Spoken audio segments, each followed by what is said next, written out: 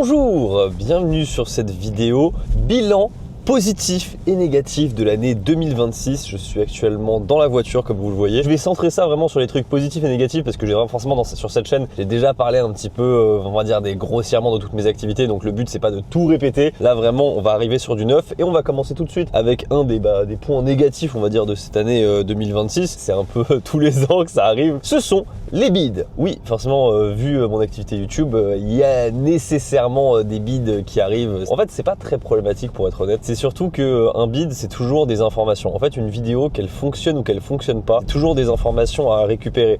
C'est-à-dire que si ça a fonctionné, pourquoi ça a fonctionné? Est-ce que c'est le sujet? Est-ce que c'est la mise en forme? Et à partir du moment où tu arrives à identifier les raisons pour lesquelles ça fonctionne pas, ça permet de pas répéter les mêmes erreurs et ça permet d'apprendre toujours à affiner, entre guillemets, de stabiliser plus tes vues à la longue. Grossièrement, cette année, il y a eu un bid quand j'ai visité une cantine, enfin pas une cantine, mais une usine qui produit, on va dire, la nourriture de cantine au Japon. Sur le papier, c'était censé fonctionner, je voulais tester, mais en gros pour moi le thème est un peu trop ciblé. C'est compliqué on va dire d'aller chercher des nouvelles personnes, des nouveaux spectateurs sur ce genre de vidéo. Ça peut être intéressant de l'analyser. J'ai sorti j'ai posé les questions interdites à, et j'en ai quand même fait cette année. Donc il y a eu le Yakuza, il y a eu donc l'actrice X, il y a eu les Toyoko Kids, il y a eu le Hikikomori, et du coup c'était la 5e avec le host. Et pour le coup je vais vous le dire, celle avec le host, c'est un peu un floppy flop. Vous voyez les premières interviews, c'est avec des personnalités, enfin je veux dire des individus assez marquants. Host, ça parle moins aux gens, donc fatalement ça fait beaucoup moins de vues. J'ai une autre interview dans les stocks. J'ai fait une interview avec une geisha et je vous avoue, je pense que je kill les vidéos parce que j'ai du mal à croire que si Host ça a floppé comme ça, Geisha ça fonctionne vraiment. Déjà que je trouvais que Geisha c'était moins fort que Host. Je sais que Geisha ça parle à plus de monde quand on dit le mot Geisha, mais c'est pas une des thématiques qui fonctionne en tout cas sur YouTube. Vous voyez, c'est comme les gens qui me demandent des vidéos sur la mythologie japonaise. Il n'y a pas de problème pour en parler sur des inserts dans des inserts de vidéos, mais une vidéo dédiée mythologie japonaise, oh là là là là, ça s'appelle un flopax maximus. C'est ça qui est un peu chiant avec YouTube, je vous avoue, c'est que quand tu as un bid, ça a des conséquences.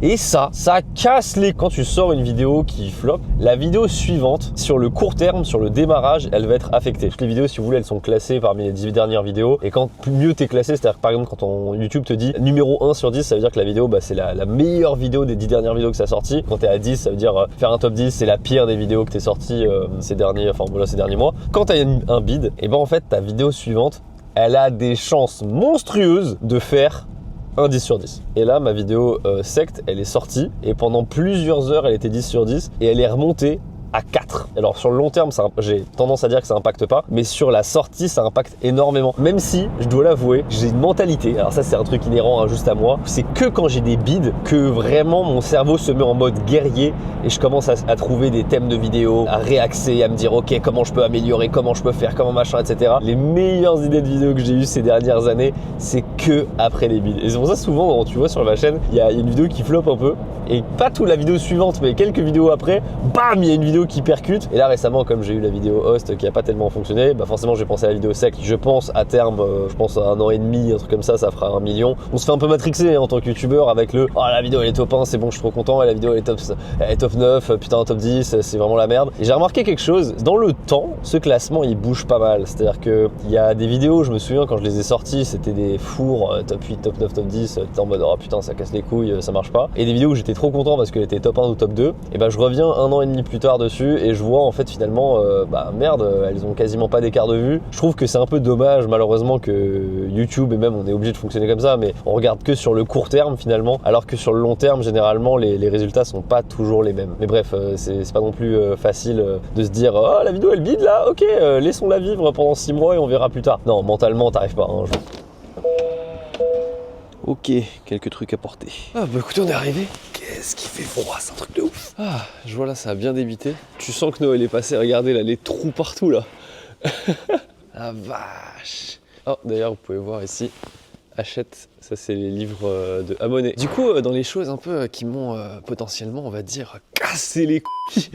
Sur Oni cette année, franchement Oni c'est vraiment banguito on va dire cette année, c'est dur de trouver des points négatifs, mais si je devais mentionner un truc, j'avoue en cette fin d'année, surtout période de Noël là, avec le nombre d'envois qu'il y a eu, parce que c'était fantastique, mais le truc qui vient te casser les couilles, c'est qu'il y a eu un nombre de vols cette année, oh là là là là là là, c'est un truc de ouf. Alors officiellement bien sûr c'est pas écrit vol, c'est écrit colis perdu, sauf qu'on sait très bien ce que ça veut dire. En plus ce qui est chiant c'est que comme Colissimo ils sont en mode bon nous ça a été livré, ils se déchargent de responsabilité, sauf que en fait ce qui est chiant c'est que c'est pas vraiment de notre faute, sauf que vu qu'on est les seuls à répondre et qu'on est la boutique, c'est pour notre pomme quoi, donc c'est pour ma pomme, hein. C'est pour ma pomme, c'est moi qui paye, etc. C'est moi qui renvoie des produits ou alors qui rembourse et tout, et c'est trop chiant parce que du coup c'est beaucoup d'argent de perdu. Alors il y en a qui m'ont proposé la dernière fois de me dire ouais mais tu peux assurer tous tes colis, sauf que le montant qu'il faut lâcher c'est environ 1,10€ je crois par colis, c'est démentiel. Mais je préfère compenser les pertes de vol de ma poche plutôt que de payer 1,10€ et d'être assuré surtout parce que 1,10€, laissez tomber. À l'année, ça représente 25 000 € quoi. Tu vois, non, c'est trop, je peux pas lâcher autant juste pour quelques vols. Sinon, écoutez, qu'est-ce qu'il y a eu d'autre entre... il y a eu des bides, mais il y a des bides aussi sur Oni, ça arrive. Mais franchement, c'est pas si dérangeant, tu sais, t'as toujours le moyen de mettre des promotions, de mettre ça dans des packs mystères. Parfois, ça m'arrive de penser qu'un produit va bider et qu'il fonctionne de ouf. C'est totalement le cas de ce hoodie. C'est le hoodie Bonsaï. Je suis choqué. Merde, attends, où est-ce que je le place bien? Alors moi, je pensais que c'est une couleur qui marchait pas trop, sauf qu'on l'a sorti à la meilleure période. Là, il y avait le concours, donc du coup, qui était en cours avec tous les t-shirts, les casquettes, les hoodies, les chaussures. Il y a eu également le fait que c'est les fêtes. Qui dit Noël dit forcément couleur sapin, donc vert et rouge. Très choqué, très choqué. Ok, alors là, moi je monte, je vais dédicacer quelques volumes Oni, quelque chose en volume Kiben, pardon, excusez-moi. Une des choses qui a beaucoup changé en 2025, c'est la chaîne Louis. Vraiment, début 2025, on est passé sur un contenu food quasi exclusivement sur la chaîne Louis, et j'en suis très content. Alors, je sais, voilà, il y en a sur TV Louis et il y en a aussi sur la chaîne Louis. C'est pas exactement le même style. Avec Tev, c'est vraiment plus le côté fun, la découverte, on se balade, etc. Sur la chaîne Louis, il y a déjà un peu une thématique buffet. Voilà, faut admettre, il y a eu tout l'arc, l'énorme arc buffet de Narbonne avec du coup tout seul. Il y a eu l'arc buffet de Narbonne avec les Japonais, avec la grosse mangeuse, et il y a eu aussi justement un arc avec la grosse mangeuse qui est venue en France. Donc voilà, je suis content parce que maintenant elle se professionnalise dans le domaine de la bouffe, la chaîne Louis, et ça me plaît bien parce que c'est quelque chose qui me passionne énormément, hein, passionné de cuisine comme vous connaissez. Mais ouais, la chaîne là, je suis en train de regarder un petit peu, elle state pas mal.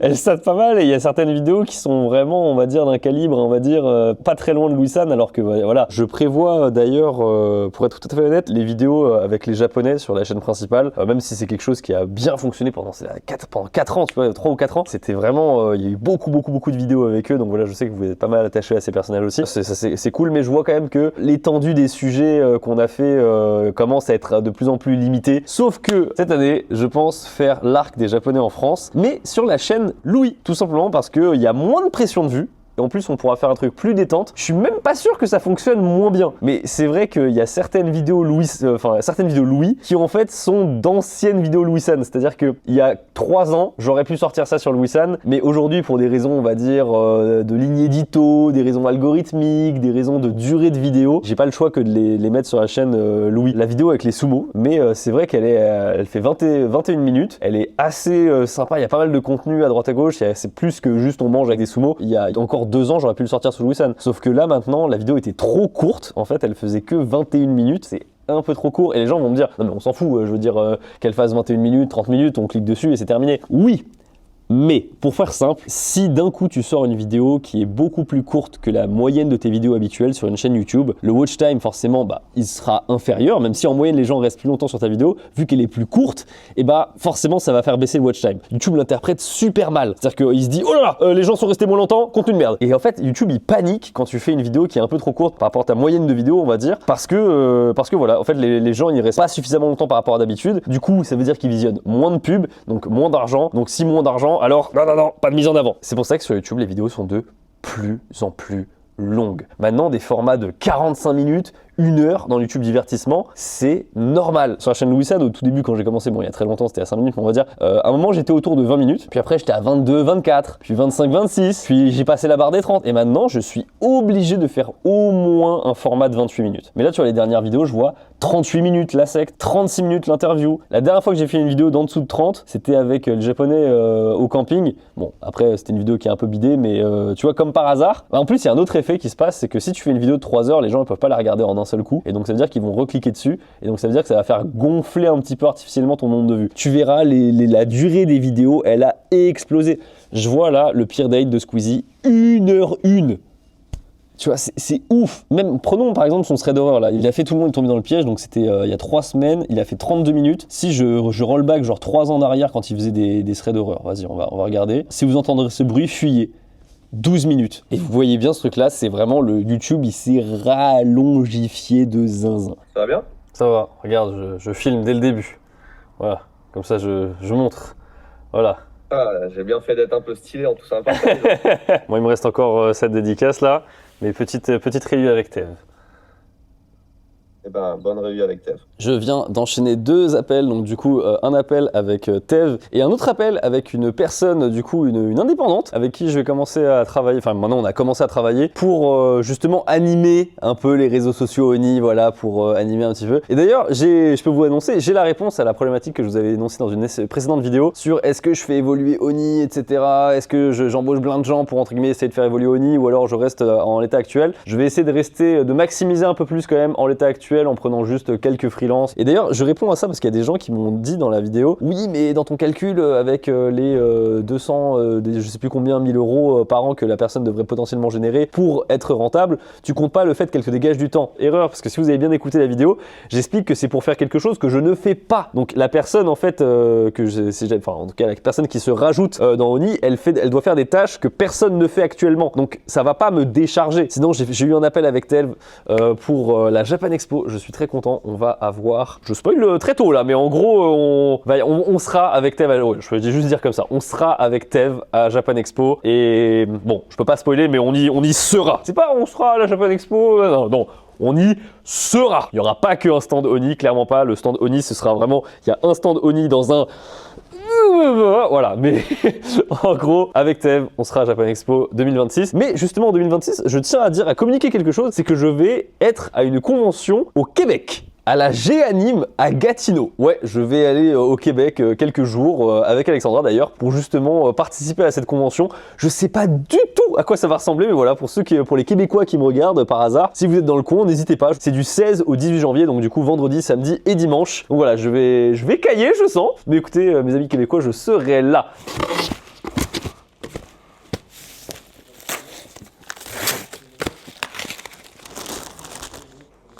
Je peux flinguer la palettisation ou pas?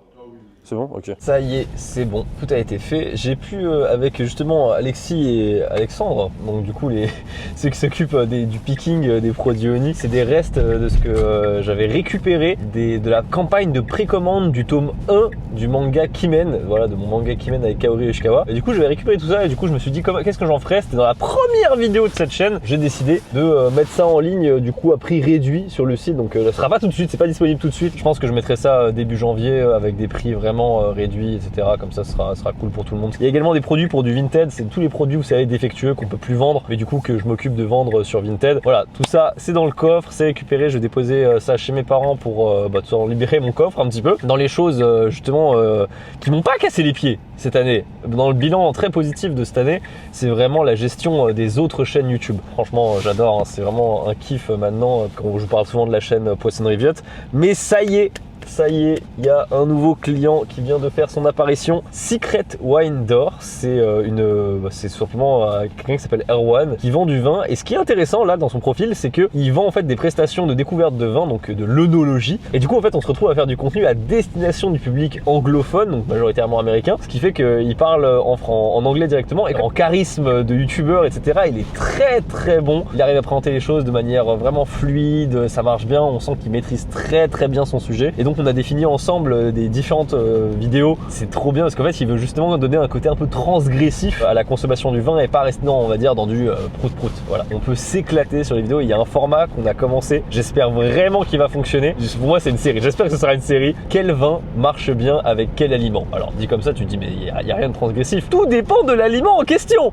Et on a décidé pour forcément le public américain de faire quel serait le meilleur vin à déguster avec un Big Mac. Est-ce que vous n'êtes pas intrigué? Moi personnellement, je suis pas du tout dans l'alcool, dans le vin, etc. Mais je vois un titre de vidéo comme ça, j'ai envie de cliquer, j'ai envie de savoir. Moi j'ai très hâte de savoir, j'ai très hâte de pousser ça pour que ça fonctionne en tout cas. Il y a ça et j'ai un autre client aussi que je vais voir, mais du coup plutôt début d'année.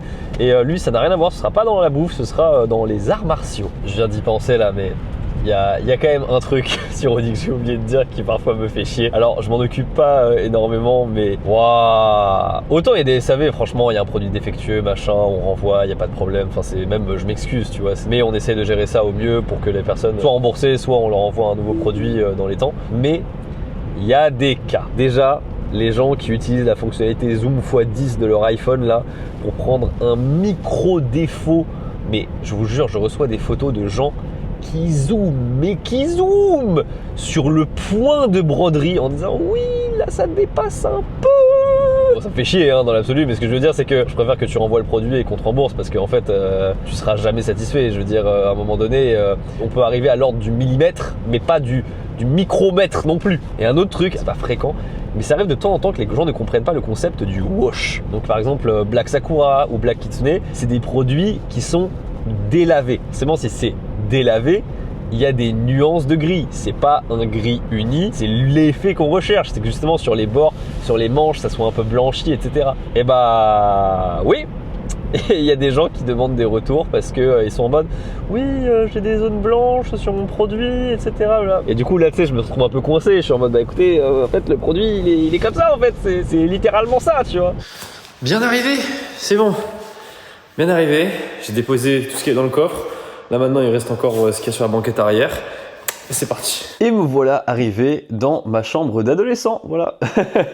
Enfin adolescent, c'est un élan, c'est un studio carrément, parce que c'est ici en fait que je viens pour tourner. Ouais, pour ceux qui connaissent pas du tout ce décor, alors ce décor, ceux qui le reconnaissent, c'est littéralement des ancêtres de la chaîne, enfin parce que c'est vraiment le tout premier décor de la toute première vidéo. Mais là où ça se passe maintenant, c'est ici. Donc ça c'est le décor des vidéos de Louis-San avec la fameuse ring light là qui perturbe certaines personnes parce que j'aime bien le garder. Comme ça fait un bon effet de cercle blanc dans les yeux, mais voilà. Et ce qui est bien, alors ça c'est très important, j'en ai jamais parlé, mais ça c'est un truc, c'est qu'en fait ici, si je veux tourner, je peux tourner donc avec cette caméra là qui ne bouge pas, vous voyez, elle est même branchée ici avec un fil d'alimentation. Tout ce décor, donc vous voyez là il est éteint, il peut s'allumer en 3 clics. Il y en a un, c'est avec le pied, voilà. Donc là c'est les ring lights, la ring light qui s'active avec cette lampe là qui s'active. Et après j'ai une télécommande, hop là, on, et voilà, tout s'allume. Et voilà, c'est ça le décor Louis-San. C'est pour ça que c'est très facile de tourner. C'est important parce que mine de rien, quand t'as envie de tourner, surtout du fast cam et que c'est rapide, ou même une sponsor rapidement, tu dois faire clac-clac, tu dois rapidement pouvoir tourner, être efficace. Et je dis ça, mais le micro, lui, il est à part, il est ici, donc c'est un Rode NT USB. Bon, je vais pas en parler trop longtemps, mais les dramas.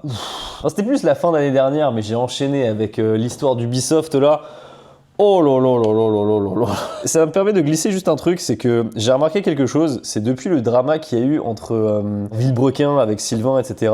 Il a funifié le clash. Maintenant, les gens se rendent encore moins compte, il y a encore moins d'appel au calme. Maintenant, c'est vraiment, allez, on fait monter la sauce. Enfin, je le ressens beaucoup en tout cas. Vraiment, les gens, beaucoup plus qu'avant, ils cherchent le drama, ils cherchent le truc qui est vraiment excitant, tu vois, qui flatte les bas instincts. Avant, il n'y avait pas de clash de youtubeurs. Là, maintenant, il y a des clashs. Tu vois, vidéo réponse, bam, bam, bam. C'est vraiment... alors qu'avant, c'était vraiment, fallait faire la stratégie un peu de je communique pas, je reste dans le truc, voilà, tant pis, j'encaisse et voilà, je ferme ma gueule. Maintenant, c'est même plus une si bonne tactique, je trouve. Maintenant, il faut faire des vidéos réponses, il faut répondre, il faut machin. Même dans on va dire, sur des tout petits influenceurs, je vois des clashs ridicules, enfin vraiment, où ça va dire, ouais, lui, il a dit ça, ouais, lui, il a dit ça. Je dis, oh là là. Vraiment, je sens qu'il y a quelque chose qui a changé. En tout cas, c'est mon observation. Dites-moi si vous avez cette impression-là aussi. Ceci étant dit, on va passer maintenant à ce qui est plus intéressant, les chiffres. Alors mesdames et messieurs, ceci, c'est la courbe ONI. En fait, il y a deux courbes en une. Donc là, vous avez janvier, février jusqu'à novembre. Il n'y a pas décembre qui est affiché, mais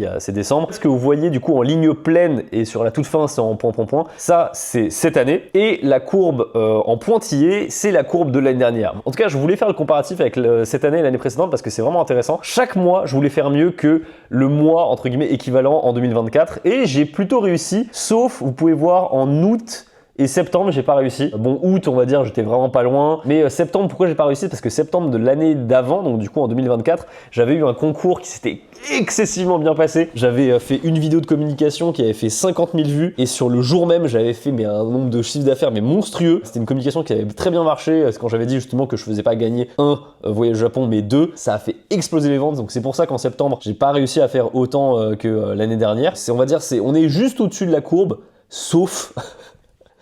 sauf novembre-décembre. Cette année, c'est plus un pic. Il s'est passé quelque chose cette année par rapport à l'année dernière. Alors, j'avais plus de stocks, c'est vrai, j'avais des stocks qui étaient prêts. Après, c'est normal. Ce que je veux dire, c'est que c'est normal que la période de novembre-décembre soit plus fort. Il y a même des commerces qui parient uniquement sur cette période-là parce que c'est vraiment Noël, les préparations de Noël, le Black Friday. Et là où vous voyez bien que la proportion, elle est vraiment énorme par rapport à celle de l'année dernière. Je l'explique avec notamment le fait que j'avais plus de stocks, même si là, actuellement, je suis en rupture de Hoodie Sakura M, S. J'ai plus de S aussi au Momiji, et techniquement c'est pas censé arriver, c'est censé être des tailles, c'est censé être des produits que je devrais avoir en permanence, en stock en permanence. Et donc du coup le fait que je n'ai plus de taille M en Sakura, c'est vous dire à quel point je me suis fait vraiment tirer dessus.